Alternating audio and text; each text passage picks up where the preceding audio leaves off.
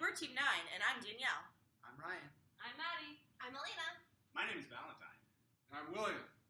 And today we're discussing pharmacist's role in home care. Mary is a 70-year-old woman with osteomyelitis of the left foot who is referred to your home care service for continuation of intravenous antibiotic therapy upon discharge from a local hospital. Her physician has prescribed cefazolin 2 grams every 8 hours for 4 weeks.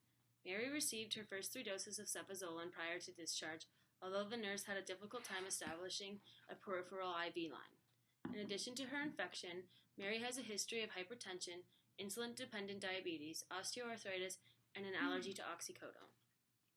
The case manager states that Mary is scheduled to leave the hospital today. She lives alone, but her daughter is willing to help, and she can visit her mother each day after work. Her insurance plan is a health maintenance organization, HMO, that has contracted with your service in the past. This HMO expects the home care provider to service Mary in the least expensive way. Your company's sales representative is excited because he's been trying to get business from this case manager for the past month. This case represents a typical home infusion therapy scenario. Just because a patient is receiving an intravenous medication, he or she does not necessarily require hospitalization. Home care is typically more desirable and cost-effective than hospitalization for a patient such as Mary being treated for osteomyelitis. However, patients must be carefully evaluated to make sure that they can be safely treated at home. It is also important that her intravenous access site be well established prior to discharge to avoid complications once she is home. The fact that she received her first 3 doses of cefazolin in the hospital without a problem reduces the concern of serious allergic reaction to the medication. At this time, Mary does not have any medical issues that would preclude her from home intravenous therapy, but she does live alone. Given her age, it is important that she has a support system such as a daughter who can assist her with her therapy. Social services can help Mary and her daughter with the transition from hospital to home care. While a home care nurse can assist with some aspects of Mary's therapy, she and/or her daughter will have to be trained to administer most of the cefazolin doses as well as to care for the intravenous access site. Although a once-daily intravenous antibiotic is ideal for home care use, cefazolin every 8 hours is appropriate and is commonly used in this setting. In addition to nursing and pharmacy services, Mary may require physical therapy as well. Types of home care services that are available are nursing services, hospice services, speech and physical therapy, social services, and homemaker services.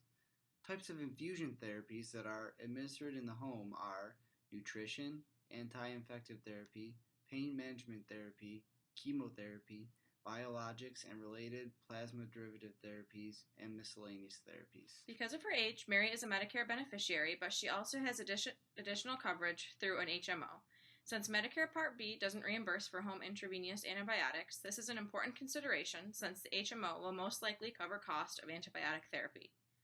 Third-party payers generally require that a home care provider is accredited by an accrediting organization such as the Joint Commission for it to be eligible for reimbursement.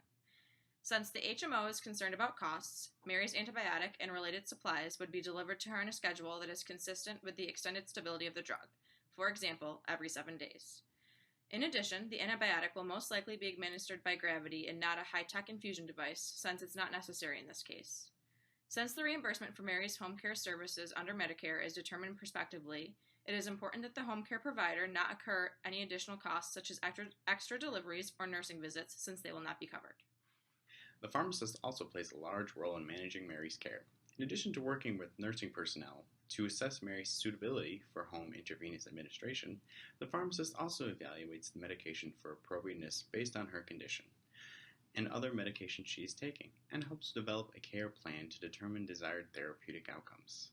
An example of this would be the resolution of the infection.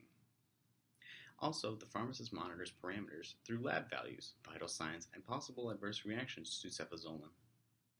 Based on the stability of the compounded product, the pharmacist determines an appropriate delivery schedule to Mary's home.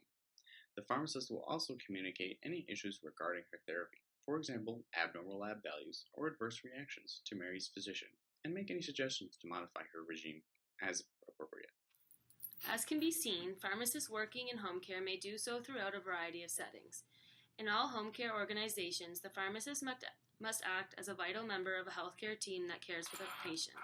The team members collaborate and work together to develop a care plan that will achieve the desired outcome for the patient's therapy. The pharmacist plays an important role in establishing and monitoring parameters such as serum drug levels and blood chemistries. This is presented to you by Team 9.